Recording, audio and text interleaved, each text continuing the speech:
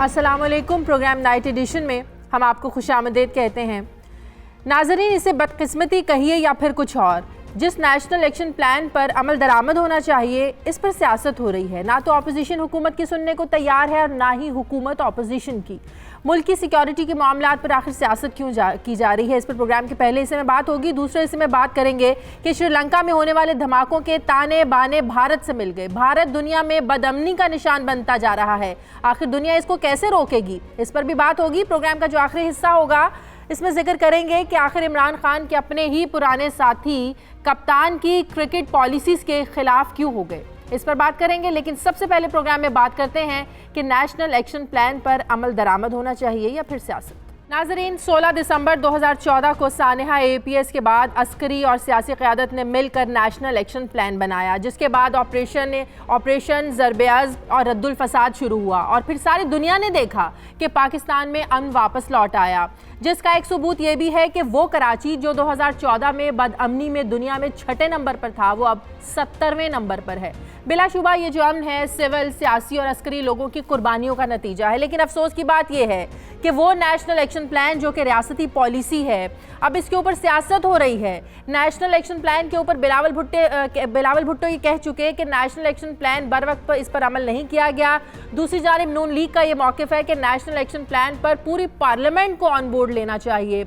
ज़रा ये खबरें दे रहे हैं कि हुकूमत एक बार फिर से नेशनल एक्शन प्लान पर 2 मई को ब्रीफिंग देने की तैयारी करी है, लेकिन अपोजिशन का मुतालिबा अभी भी वही है कि वज़ीर-ए-आज़म खुद पार्लियामेंट में आकर इस पर ब्रीफिंग दे। और ब्रीफिंग सिर्फ पार्लिमानी लीडरान तक महदूद नहीं होनी चाहिए, बल्कि पूरी पार्लियामेंट को इसमें शामिल किया जाना चाहिए।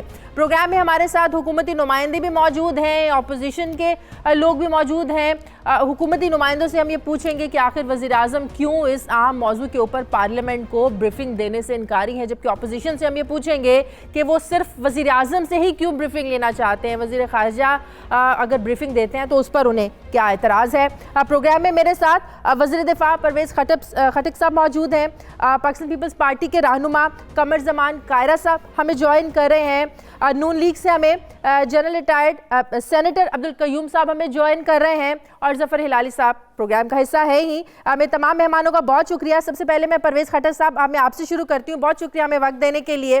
परवेज़ साहब ये बताइएगा कि हुकूमत ने 28 मार्च को पार्लिमानी जमातों के सरबराहान को नेशनल एक्शन प्लान पर ब्रीफिंग के लिए बुलाया, लेकिन पाकिस्तान पीपल्स पार्टी और नून लीग ने इस पर गुरेज किया, जिस पर ज़ाहिर है हुकूमत को इस पर फिर ब्रीफिंग जो थी वो मुलतवी करना पड़ी, या कह लें हुकूमत मजबूर हो गई मुलतवी करने पर। ये नेशनल सिक्योरिटी के मामलात हैं, कौमी मफादात हैं, जहाँ पर सबको एक होने की ज़रूरत है। आखिर क्या तहफ़्फ़ुज़ात हैं अपोजिशन के, क्यों गुरेज़ा हैं वो इसमें शिरकत के लिए? देखिए, सबसे पहले पार्लियामेंट से आने से पहले लोगों को एतमाद नहीं दिया जाता है। तो मैं तो समझता हूँ कि जो नेशनल एक्शन प्लान है ये तो अपोजिशन और जितनी पार्टीज थी सब ने मिलकर बनाया और सब पॉइंट्स पर एग्रीड है। अब उनको आना चाहिए, क्वेश्चन करे कि कौन से कहाँ पे काम नहीं हो रहा। मेरी नज़र में तो हर तरफ अपना काम जारी है। अगर नेशनल एक्शन प्लान पर काम ना होता तो आज हमारे मुल्क में अमन आता। अमन तो हो ही नहीं सकता था। हमारे आर्म फोर्सेज ने सब ने कुर्बानियाँ दी, नेशनल एक्शन प्लान पर काम किया। मैं समझता हूँ कि इनकी तो सुई एक जगह अटकी हुई एहतसाब पे। जब ये सुई वहाँ से हटेगी तो इनको कौमी बिल्कुल सही, उनकी सुई इस बात पर अटकी हुई है कि प्राइम आप खुद आकर पार्लियामेंट को ब्रीफिंग दे, तो क्या वजह है, क्यों नहीं आ जाते? आ जाए, उनके एतराज दूर कर दें, प्राइम मिनिस्टर साहब खुद आके पार्लियामेंट में ब्रीफिंग दे दें। देखिए, प्राइम मिनिस्टर साहब ब्रीफिंग कोई मुश्किल नहीं है, लेकिन इनको जो असेंबली का हाल आपने देखा है, ये तो सुनने को तैयार नहीं है, ये तो जवाब मानने को तैयार नहीं है, ये तो बात करने नहीं देते हैं। ये चाहते हैं कि ये असेंबली में मार तोड़ हो जाए, लेकिन हमारी कोशिश है कि पुरअमन असेंबली चले। परवेज़ खटक साहब, ये हुकूमत को अपोजिशन का सामना तो जाहिर है करना पड़ेगा, हुकूमत को अपोजिशन का सामना करना पड़ेगा। आप लोगों को ये भी याद रखना चाहिए कि तहरीक इंसाफ भी जब अपोजिशन में थी यही सब कुछ देखने को मिलता था, यही हंगामे, यही शोर शराबिया में पार्लियामेंट में देखने को मिलते थे। तो अपोजिशन है, जरा आप लोगों को पेशेंस रखना चाहिए। देखिए, अपोजिशन डिक्टेट नहीं कर सकती है, अपनी बात करती है, लेकिन वो जबरदस्ती नहीं कर सकती कि तुम ये करो वो करो। हमें लोगों ने इलेक्ट किया है, हम आवाम को जवाब दे, हम इनको तो नहीं जवाब दे। हम कहते हैं कानून साजी पे बात करो, इधर रिफॉर्म्स लाए, बहुत चेंजेस लानी। हम मेरी खुद इनसे बातें होती रहती हैं कि ये बताइएगा, क्या ये कुछ शराइत रख रहे हैं? तो ये अच्छी चीज भी हम रिजेक्ट अपोजिशन वाले कुछ शराइत रख रहे हैं? उनकी शरायत है कि जो हम कहते हैं हमें कोई पूछे ना, हमने जो कुछ लूटा है उसका कोई एहतसाब ना हो, और बस जो मुल्क में होता रहा, आवाम तबाह होते रहे, महंगाई चढ़ती रहे, जो मुल्क का हाल किया जिसमें हम फंस गए अच्छा। आगे, तो वो तो चाहते हैं कि इसका इसी तरह मतलब रहे ये और है, बस इसका मतलब ये मुल्क है, तरक्की ना करे। आपके कहने का मतलब ये है कि शायद ऑपोजिशन ब्लैकमेल करना चाह रही है कि जो उन्होंने किया है या जो उनका एहतसाब हो रहा है उस पर उनको छोड़ दिया जाए, उन्हें तंग ना किया जाए। आपके कहने का मतलब यही है कि ऑपोजिशन ब्लैकमेल कर रही है। अगर ये गलतफहमी है तो ये मैं वाज़ेह कहता हूँ कि इमरान खान किसी से ब्लैकमेल नहीं होगा, ना वो ब्लैकमेलिंग में आता है, ना इस बात पे वो किसी से बात करने को तैयार है। जब हम देखेंगे कि ये नेशनल इश्यूज पर दिल से आमादा है कि कौम के लिए काम किया जाए, हम बैठेंगे, पहले हमारे लेवल पर बैठेंगे, फिर उसके बाद इमरान खान बात करेगा। हम समझते हैं कि लोअर लेवल पर ये तैयार नहीं है, इनके इरादे ठीक नहीं है, तो हम जब देखेंगे इनकी नीयत साफ हो जाए और मुल्क के लिए काम करना चाहिए, हम हर वक्त तैयार है। मैं अभी भी कहता हूँ, मैं इनको हमेशा ऑफर करता हूँ, आए मिल बैठकर जो गलत चीज़ है उसको ठीक करें, लेकिन उनका मैंने कहा एक ही अड़ी हुई है कि नहीं हमें कुछ कोई ये हम तो नहीं कर रहे हैं एहतसाब में, जो मेरे खिलाफ एहतसाब का मैं जवाब दे रहा हूँ। लेकिन ऑपोजिशन मैंने गलत काम नहीं किया। ऑपोजिशन तो यही कहती है ना कि परवेज खटक साहब को नायब नहीं बुलाती है, जो भी उन्होंने किसी को खींचना होता है ऑपोजिशन के लोग ही उन्हें नजर आते हैं, हुकूमत के लोगों को वो हाथ ही नहीं लगाती है। देखें, ऑपोजिशन को मैं ये कहता हूँ कि मेरा सब कुछ देख सकती है, उनको केस तो देख लिया, उसमें है क्या, मेरा वहाँ पर है मेरा पार्ट है क्या। वहाँ पर कोई ना जमीन गई ना जमीन बिकी, जमीन वहीं पड़ी है, कोर्ट ने ऑलरेडी फैसले कर चुके हैं, इको टूरिज्म के लिए इस्तेमाल हो रहा है, उस कॉन्ट्रैक्टर को जमीन ट्रांसफर नहीं हुई, कोई हुकूमत को नुकसान नहीं हुआ। खाली बातों पर तो नहीं होता, इंक्वायरियां तो होती रहती है, लेकिन उसमें साबित मतलब उसके इंक्वायरी स्टेज पर है, लेकिन उसमें है ही कुछ नहीं। मैं तो असेंबली में भी कह चुका हूँ कि कोई आके बताए कि इसमें मेरा कौन सा पार्ट, इसमें करप्शन का इल्जाम किधर है, कोई बताए इसमें 1 रुपए की करप्शन कोई बता दे। कि यहाँ पर तो सिर्फ 2 महकमों का झगड़ा था, जिसका फॉरेस्ट डिपार्टमेंट का और टूरिज्म का, कि ये हमारी है, वो कहते हैं हमारी है, उन्होंने एडवर्टाइज कर दिया। बाद में पता चला कि फॉरेस्ट ने क्लेम किया, मैंने वहाँ पर उसी वक्त कह दिया कि फॉरेस्ट के साथ कंसल्टेशन पे करो, और ये फिर सिलसिला चलता रहा, कोई चीज़ ट्रांसफर हुई नहीं, कोई नुकसान पहुंचा ही नहीं है, जमीन वहीं पड़ी है, फॉरेस्ट के पास है। तो इनको तो इल्जाम लगाना तो अलग बात है, लेकिन अभी आपका केस तो नैब में चल रहा है ना खटक साहब, केस तो चल रहा है, वो अलग इशू है। मेरी ऑलरेडी अपोजिशन से बात हो चुकी है, कोई पार्टी आमादा थी, कोई नहीं थी, वो सिलसिला अलग चल रहा है। उसके साथ नेशनल एक्शन पर अगर ये सुने या ना सुने, नेशनल एक्शन पर पूरा ठीक है, बहुत शुक्रिया होगा इम्प्लीमेंटेशन। ठीक है, बहुत बहुत शुक्रिया वज़ीर दिफा खटक साहब हमारे साथ थे।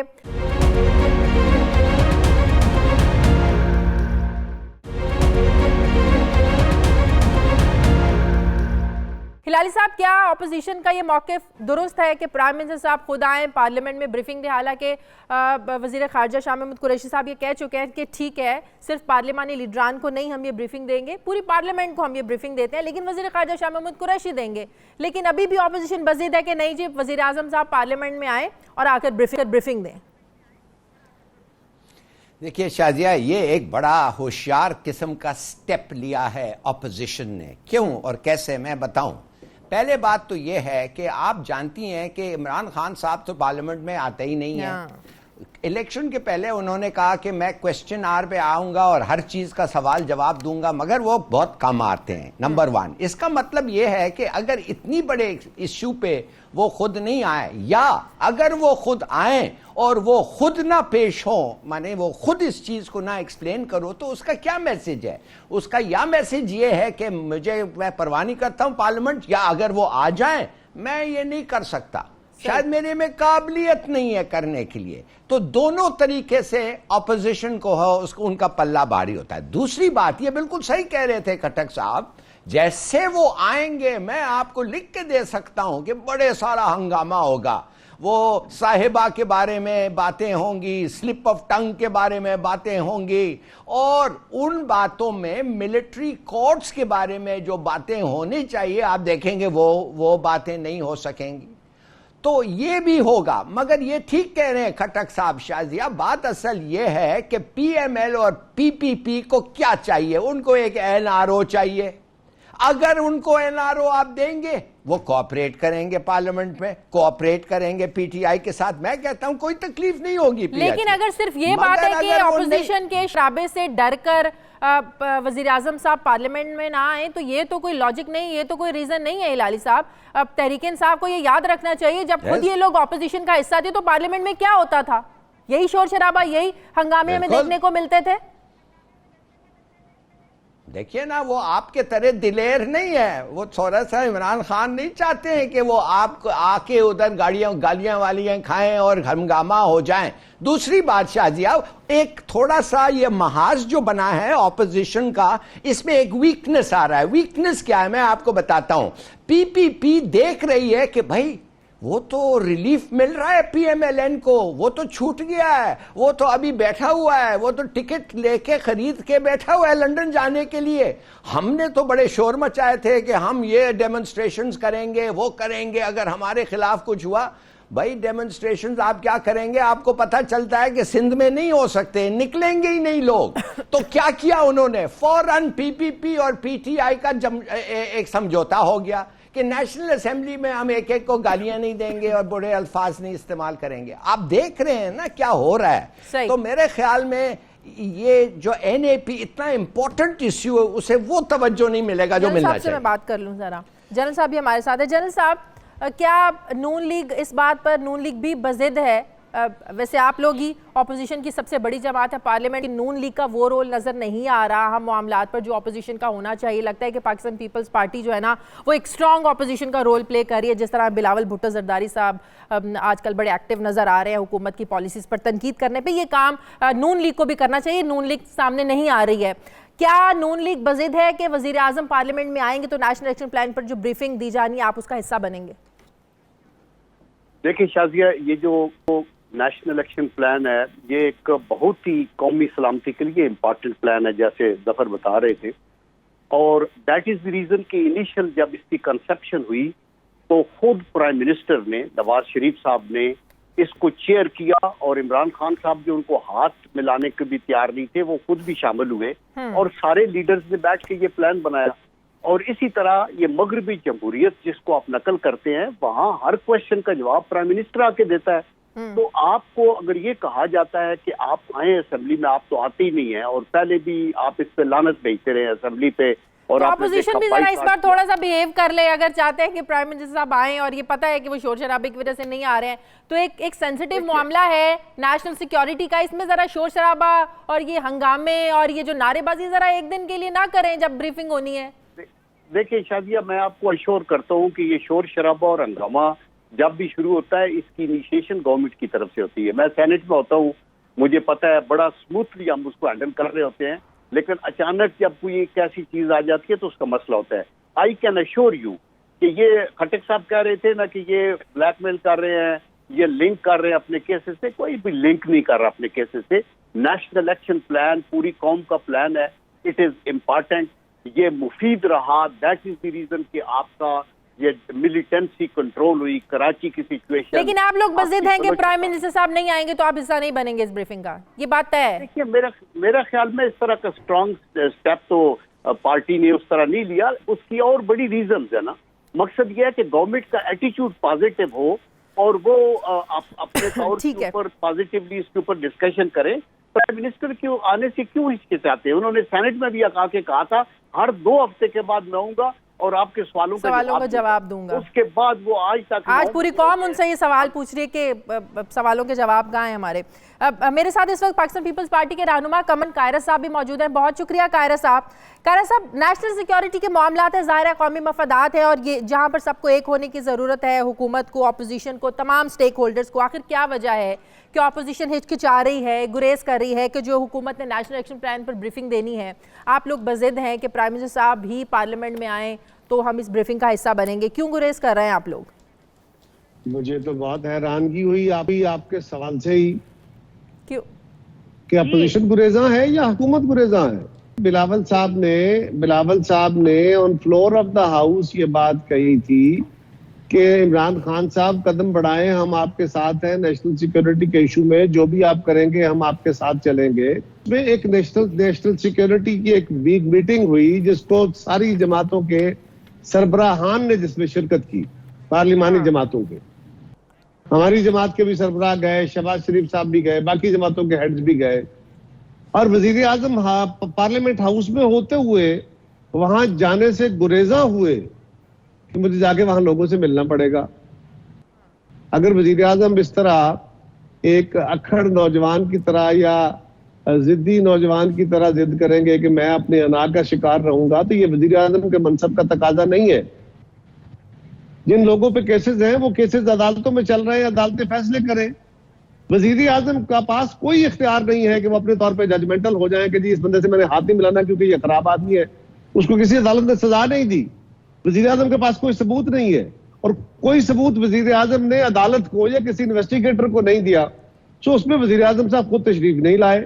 सही। दूसरी मीटिंग की दावत पहले वजीर खारजा की तरफ से दी गई, वजारत खारजा की तरफ से, उसके बाद वजीर आजम के सेक्रेटरी की तरफ से दी गई, और फिर वजीर आजम की तरफ से वो भी प्रॉपरली नहीं आया। अच्छा। अगर गवर्नमेंट इसमें संजीदा है तो वजीर दाखिला का ये काम है, वजीर आजम का ये काम है, पार्लिमानी हेड्स को बुलाना है। तो पार्लिमानी हेड्स तो तभी आएंगे जो हुकूमती जमात का पार्लिमानी हेड जो है वो भी वहां बैठे, और अगर वजीर आजम साहब अपनी नाक ऊंची रखना चाहेंगे तो बाकी जमातें करेंगी। सो अपोजिशन की तरफ मत देखिए, ये अपोजिशन का नहीं। लेकिन ऑपोजिशन का तो ये इशू है ना कि वजीर आजम जब तक नहीं आएंगे हम इसका हिस्सा नहीं बनेंगे। अभी थोड़ी देर पहले मेरी वजीर दिफा परवेज खटक साहब से बात हो रही थी, मैंने उनसे पूछा कि आखिर क्या वजह है कि ऑपोजिशन जो है वो गुरेज कर रही है, तो उन्होंने कहा कि ऑपोजिशन ब्लैकमेल कर रही है, कि जो उनका एहतसाब हो रहा है, जो उन्होंने लूटा है, वो ये चाह रहे हैं कि हमसे पूछा ना जाए। ऑपोजिशन उन्हें ब्लैकमेल कर रही है इस मामले पर। तो बात है, सुनिए, ये तो वो नैरेटिव है जो पीटीआई पिछले 8 महीने से हर जगह पे, असेंबली हो, मीडिया हो, उनका कोई वजीर हो, वजीर आजम हो, हर बंदा यही गालियां दे रहा है, बगैर किसी सबूत के दे रहा है ना। मैंने पहले गुजारिश की ना, वजीर आजम कहते थे कि मेरे बस में हो तो मैं 50 लोगों को जेल में डाल दूं, तो वो जेल में डालने के सबूत कहाँ है? किसी की ख्वाहिश पे तो नहीं होगा, और खटक साहब पे तो अपने ऊपर इल्जाम है, वो किसी को क्या ताने देंगे? सो हमारा सवाल यह है कि हमने तो on floor of the house कहा, क्या ऐसा नहीं है कि पार्लिमानी जमातों के सरबराहान मीटिंग में गए और वजीर आजम उस मीटिंग में नहीं आए? क्या ऐसा नहीं हुआ? क्या ऐसा नहीं हुआ कि वजीर आजम वहां मौजूद थे पार्लियामेंट हाउस में और जानबूझ के वहां तशरीफ नहीं लाए, जिसमें आर्मी चीफ भी आए और ब्रीफिंग हुई? उसके बाद अगर अपोजिशन की जमातों का यह तकाजा है कि आप हमारी इंसल्ट कर रहे हैं, आप हमारी तौहीन कर रहे हैं, और ये आपको हक नहीं है, आप भले 10 दफा वजीर आजम हो लेकिन आपको ये हक नहीं है किसी के साथ ये सलूक करने का।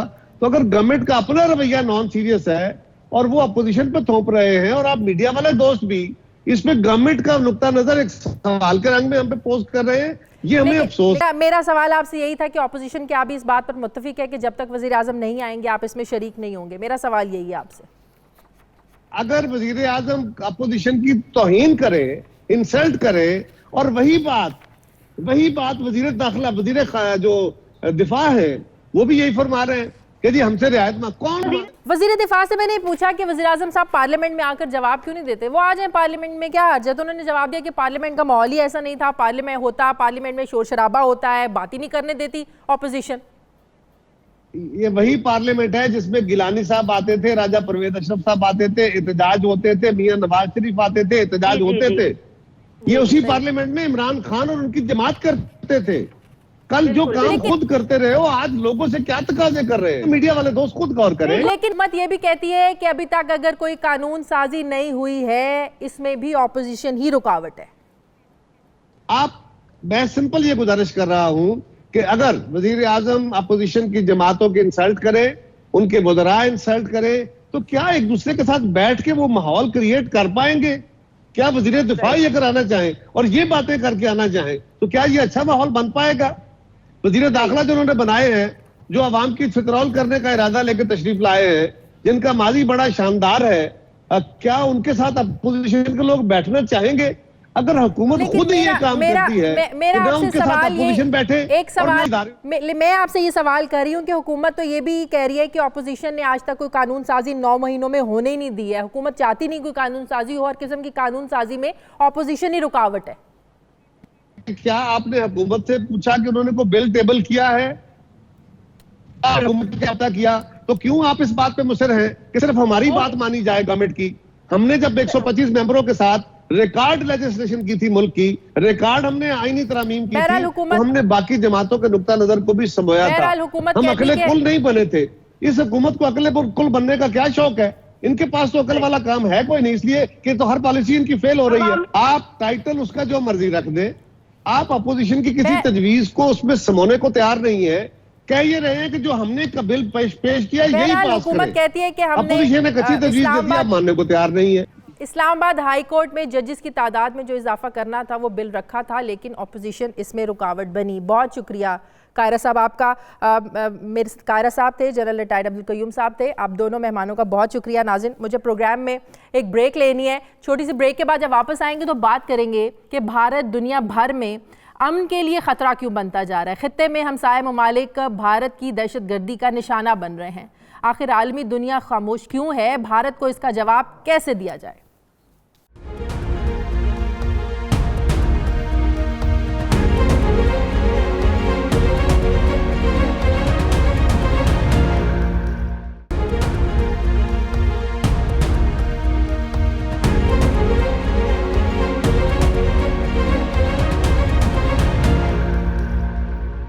नाज़रीन, भारत एक बार फिर से बेनकाब हो गया है। ईस्टर के मौके पर हमने देखा कि श्रीलंका के गिरजाघरों और होटल्स में 8 धमाके हुए, जिसमें 250 से ज़ायद अफराद जान की बाजी हार गए थे। इस दहशतगर्दी में मुलव्वस अफराद के जो ताने बाने हैं, अब ये भारत से जा मिले हैं। भारतीय हुकाम, मीडिया और तफ्तीशी जो उनकी एजेंसीज हैं, खुद इस बात का एतराफ़ कर रहे हैं कि श्रीलंकन हमलों में भारतीय नौजवान मुलव्वस हैं।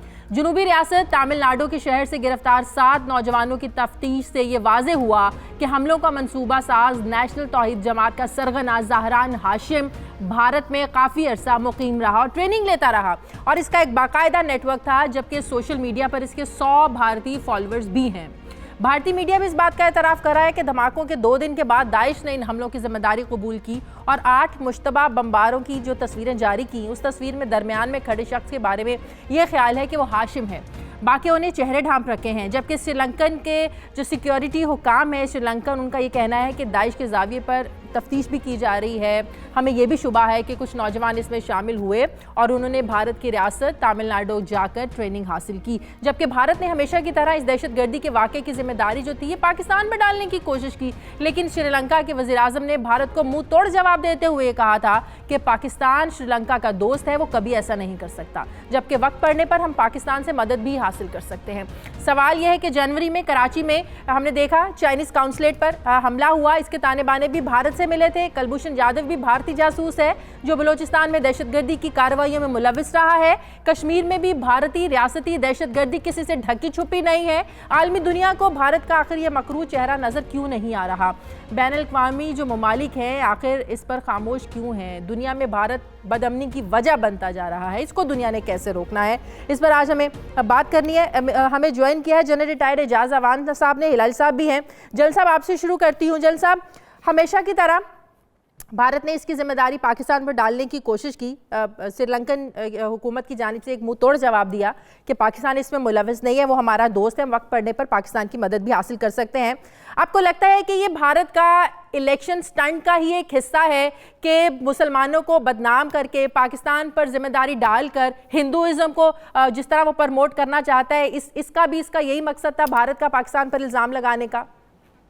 Thank you Shazia. नहीं, मैं नहीं समझता कि इस इल्जाम का मकसद, इसके पीछे एक बहुत बड़ा बहुत गहरी सोच है जो हिंदुस्तान लेके चल रहा है, और उनकी जो बीजेपी बेस्ड पार्टी है, आरएसएस बेस्ड पार्टी है नरेंद्र मोदी की, वो एक नैरेटिव लेके चल रहे हैं। और उनका नैरेटिव ये है कि जो भी दुनिया में दहशतगर्दी हो रही है या इस रीजन में हो रही है, उसको किसी तरीके से पाकिस्तान के साथ लिंक कर दिया जाए। ये इलेक्शन से पहले का नैरेटिव है और इलेक्शन के बाद भी ऐसा ही चलता रहेगा।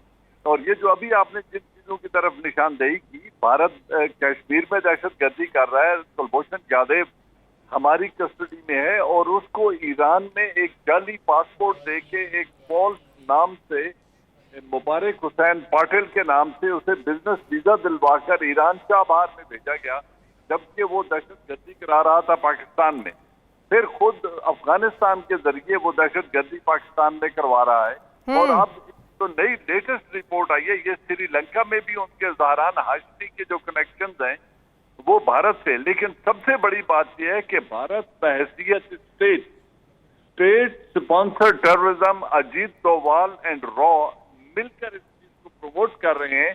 और एक अभी कल रिपोर्ट रिलीज हुई है यूरोपियन यूनियन से, जो कि कॉन्फ्लिक्ट आर्मामेंट रिसर्च एक स्टडी ग्रुप है जिन्होंने यूरोपियन यूनियन में स्टडी की है, और उन्होंने अभी ये बताया है कि जो इराक से शवाहिद मिले हैं किरकुक से और बाकी जगहों से, उनमें हिंदुस्तान की 7 कंपनीज ऐसी हैं जिनके बनाए हुए 700 कंपोनेंट उनको मिले हैं जो दाइश इस्तेमाल कर रही थी, और वो आईईडीज बनाने में इस्तेमाल होते थे, जिसमें डेटोनेशन कोड है, डेटोनेटर्स हैं और मुख्तलिफ किस्म के एक्सप्लोसिव्स हैं, और ये एक्सपोर्ट किए जा रहे थे हुकूमत हिंदुस्तान के लाइसेंस के तहत मुख्तलिफ ममालिक को, और वो इवेंचुअली एंड अप हो रहे थे दाइश के हाथों में।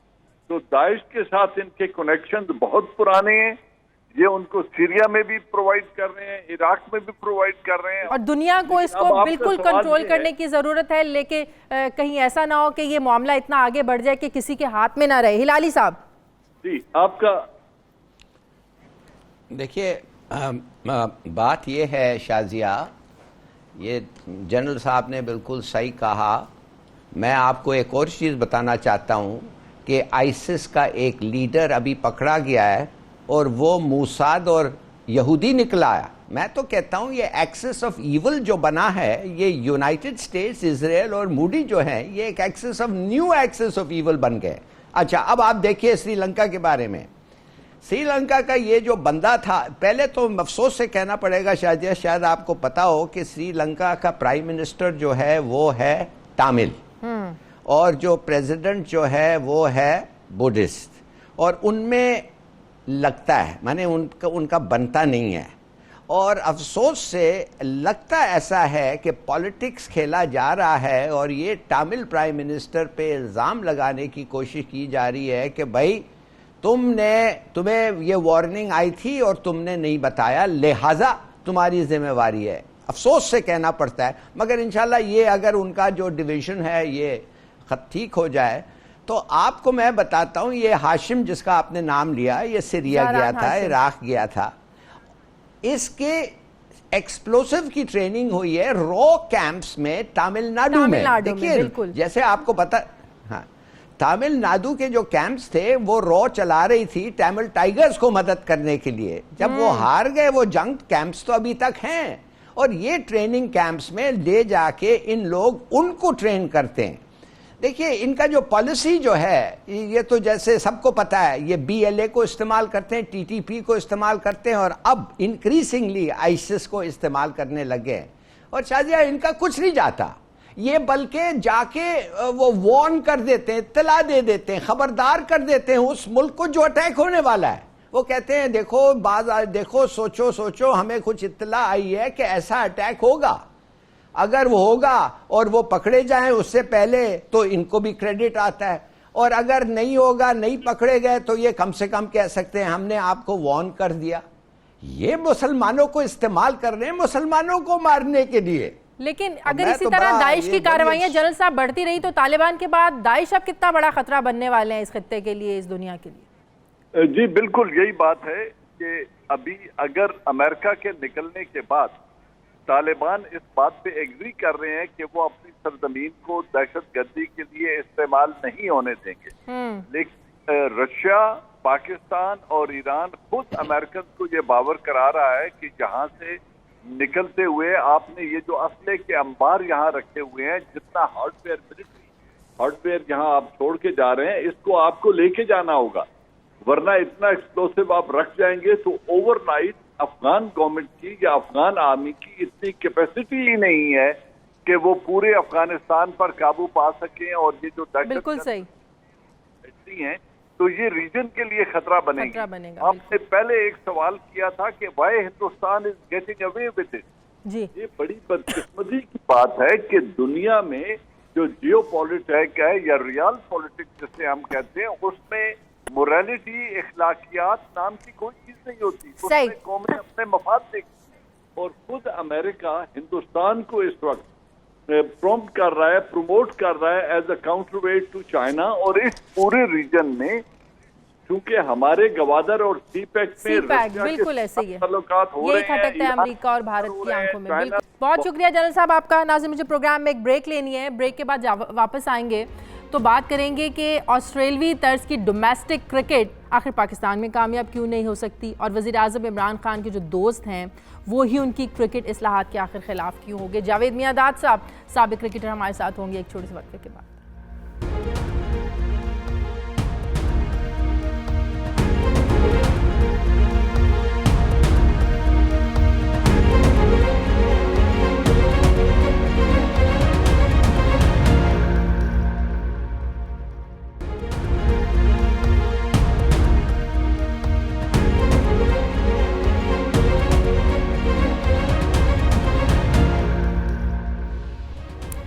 नाज़रीन, इक़्तिदार में आने से पहले ही इमरान खान कई बार ये बात कह चुके थे कि हमें ऑस्ट्रेलिया के तर्ज पर डोमेस्टिक क्रिकेट जो है उसका वैसा स्ट्रक्चर बनाना चाहिए। इक़्तिदार में आने के बाद फिर उन्होंने पीसीबी को एक नया डोमेस्टिक स्ट्रक्चर बनाने के जो अहकाम थे वो भी जारी किए थे, जबकि ऑस्ट्रेलवी तर्ज का जो नया मॉडल है जिसकी बात वज़ीर आज़म इमरान खान साहब कर रहे हैं वो मॉडल भी बन चुका है। अब सिर्फ इंतज़ार है कि वज़ीर आज़म की मंजूरी के बाद जो है तब वो नाफिजुल अमल हो जाएगा। लेकिन ऑस्ट्रेलवी तर्ज के नए मॉडल्स पर न सिर्फ पीसीबी के जो हुकाम हैं उनके तहफ़्फ़ुज़ात हैं, बल्कि गुज़श्ता रोज़ हमने देखा स्पोर्ट्स लेजेंड्स ने इमरान खान के नए मॉडल की मुखालिफत की और भरपूर मुखालिफत की। गुज़श्ता रोज़ कराची प्रेस क्लब में गुफ्तगू करते हुए जावेद मियादाद, जहांगीर खान और सलाहुद्दीन ने नए तर्ज के डोमेस्टिक मॉडल पर तनकीद की और ये कहा कि इमरान खान ने जिन लोगों से वोट लिए थे वो पूछ रहे हैं कि आप क्या फैसले कर रहे हैं। आज हमारे खिलाड़ी नौकरियां खत्म होने से भूख से मर रहे हैं और वो उनके पास पैसे नहीं हैं। आज क्या खिलाड़ी चोरियां करें, डाके मारें, डिपार्टमेंटल क्रिकेट की वजह से हम चैंपियन बने? सवाल ये है कि वज़ीर आज़म के नए क्रिकेट मॉडल की आखिर इतनी मुखालिफत क्यों की जा रही है, और जो मॉडल वज़ीर आज़म इमरान खान लाना चाह रहे हैं उसके पीछे उनकी थॉट्स क्या हैं, उनकी सोच क्या है, उनका मकसद क्या है। हमें ज्वाइन किया है साबिक क्रिकेटर जावेद मियादाद साहब ने। बहुत शुक्रिया जावेद मियादाद साहब, कल हमने आपकी देखी, बड़ी भरपूर किस्म की प्रेस कॉन्फ्रेंस थी। सबसे पहले तो ये बताइएगा कि ये अब नहीं कर रहे इमरान खान साहब, ये इक़्तिदार में आने से पहले भी वो ऑस्ट्रेलवी क्रिकेट का जो तर्ज का मॉडल है उसकी बात कर चुके। क्या इससे पहले आप लोगों ने अपने एतराज़ात उनके साथ जो तहफ़्फ़ुज़ात थे वो शेयर किए? ज़ाहिरा आपका तो उनके साथ एक दोस्ताना और एक बड़ा गहरा एक ताल्लुक़ रहा है खेल का भी, और तो इससे पहले कभी आपने अपने इन तहफ़्फ़ुज़ात का इजहार किया खान साहब से? नहीं, देखें पाकिस्तान में पहले जो क्रिकेट पाकिस्तान में जो पहले क्रिकेट हो रही थी वो इसी तरीके से होती थी जैसे दुनिया में हो रही थी। वो हमारे पाकिस्तान में नहीं चल सकी क्योंकि यह नस्ल और फसल की बातों पे लड़ाइयाँ झगड़े शुरू हो गए। एक लाहौर का है, एक कराची का है, वो चीजें हम ब्रॉटअप नहीं हुए हैं इस तरीके से। नंबर 2, ऑस्ट्रेलिया, देखिए ऑस्ट्रेलिया को आप सोच तो रहे हैं, मगर ऑस्ट्रेलिया वाले जो खेल रहे हैं एज ए कंट्री खेल रहे हैं। वो Western Australia, New South Wales, वो हर एक का एक अपना अपना सिस्टम बना हुआ है और वहाँ पर फेयर होता है और वो उसको संभालते हुए आ रहा है। आप देखिए पर्थ का जो आता है वेस्टर्न ऑस्ट्रेलिया, वहाँ डेनिस लीली, आपके दूसरे ये अच्छा आप साउथ ऑस्ट्रेलिया जाते थे वहाँ ग्रेग चैपल, ये लोग, तो वहाँ के लोग उनका सिस्टम ऐसा बना हुआ था। तस्मानिया एक नई आई थी, मगर उन्होंने अब देखें क्रिकेट खेलते हैं, जिस तरह खेलते हैं वो आपस में ही खेलते हैं ना। हमारे यहाँ हमारा सिस्टम जब बना था हमारे यहाँ लड़ाई झगड़े हो गए थे, लाहौर कराची पता चला सिंध बलोचिस्तान ये आपस में इस तरीके से आ गए थे। तो दूसरी बात ये थी कि हमारे मुल्क में देखिए माशी प्रॉब्लम नंबर 1 पे है। आज अगर क्रिकेटर जो खेल रहे हैं आप देखिए वो इसीलिए खेल रहे हैं कि हमारा कुछ पैसा बन जाएगा, हमारे बच्चे पढ़ लेंगे। मैं हबीब बैंक से खेलता था। अच्छा क्रिकेट देखिए मैंने ही खेलनी है, अगर मैं हबीब बैंक से खेलता हूँ तो मैं पेट भर के खेल रहा हूँ, मैं अपने बच्चों को फीड कर सकता हूँ, पढ़ा सकता हूँ। जैसे मैं SEV पे गया, मेरी प्रमोशन जो होती थी वो क्रिकेट बेस पे थी। क्रिकेट का उनको नाम था, उन्होंने टीमें बनाई हुई थी, कोई आदमी बेवकूफ। अच्छा PI है, आज अगर जहांगीर खान अगर एयर मार्शल मजूम नहीं होते आज ये बन नहीं सकता था, क्योंकि $2,000 यही बात हम भी समझने से कासिर हैं कि इमरान खान खुद जब डिपार्टमेंटल क्रिकेट से आगे आए, हम चैंपियन भी बने, ये काउंटी क्रिकेट भी खेलते रहे, ज़ाहिर है पैसा कमाने के लिए क्रिकेटर्स खेलते हैं काउंटी क्रिकेट, तो खुद फिर ये क्यों इस सिस्टम को सपोर्ट नहीं कर रहे हैं जो सिस्टम एक चलता आ रहा था, इसकी मुखालिफत कर रहे हैं इमरान खान साहब? अगर वो ये कर रहे हैं, ज़ाहिर है जब आप कोई पॉलिसी नहीं लेके आते हैं, कोई नया मॉडल नया सिस्टम लेके आते हैं, इसके पीछे कुछ थॉट्स होती है, कोई मकसद होता है, तो क्या मकसद हो सकता है प्राइम मिनिस्टर साहब का पुराना मॉडल खत्म करने का? बस उनके एक जहन में जो चीज एक उनके जब एक चीज जहन में आ जाती है, देखिए अब इंग्लैंड की बात करते हैं, काउंटी ऑल्सो प्लेइंग लाइक एक कंट्री की तरह खेल रहा है। हर वहाँ काउंटी का एक सिस्टम बना हुआ है। They are independent, all the counties are independent, like Surrey और Sussex, they are in London, मगर उधर है ना सपोर्ट उनकी क्रिकेट इस तरीके से आ रही है। हमारी क्रिकेट जब आई थी तो जब ये चेंज हुई थी, चेंज करने का मकसद ही यही था कि देखिए अगर इस तरीके से तो 11 लड़के कमाएंगे, आपकी 20 करोड़ की आबादी है, उसमें आपने डायरेक्ट बराह रास्त प्राइम मिनिस्टर से बात करने की कोशिश की? और वैसे भी अगर आपको प्रेस कॉन्फ्रेंस की थोड़ा सा इंतजार कर लेते, वो चाइना में थे, वापस आ जाते तो शायद कुछ ज्यादा असर हो जाता, कहीं बैठकर सुन ही लेते वो आप लोगों की बात। नहीं देखिए, एक चीज जो है वो पहली